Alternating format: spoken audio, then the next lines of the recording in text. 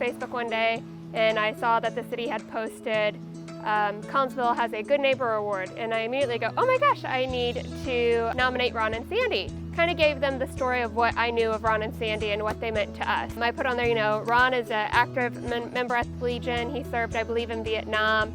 Sandy was a nurse. They're both retired now, and now they spend their days watching my children jump on the trampoline and eating breakfast with us. And even though breakfast does include 4 to 5 cookies every morning with our coffee. This house itself has a lot of history just within the city of Collinsville because Dr. Oatman, he and the family basically owned this entire block. At one time, this whole street was owned by my grandpa, and he sold a plot of land to his sisters, and they built their own house here. So it was always built around family and community, and when they started selling off the land and other people started moving in, they just were always here, so they became the people who were like, welcome to the neighborhood and you're part of the family. Sandy graduated from Collinsville and has been a K-Hawk her whole life. You know, she bleeds purple. I know they have a group of girls called the Girls of 65, I believe. I hope I'm not giving too much away there, Sandy, but so she's been a part of this community her entire life. And, you know, Ron was kind of a transplant because of Sandy, but Ron's gotten very involved in the community.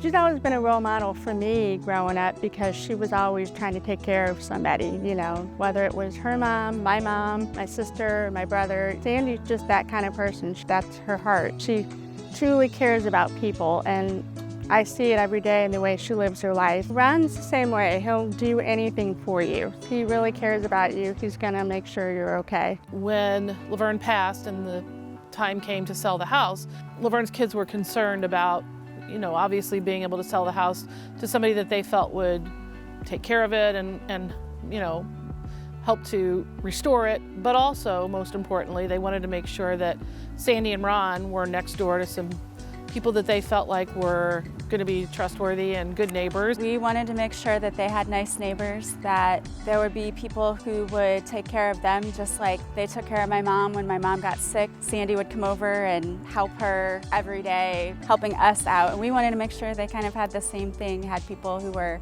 going to be kind and caring neighbors to them. They basically said when we moved in, they said that Ron and Sandy would become our second family, that they'd always be at our house, that we'd always be at their house, basically another set of grandparents for us. They would absolutely love having the kids, and that they prayed multiple times that they'd get great neighbors, and well, they got us, so.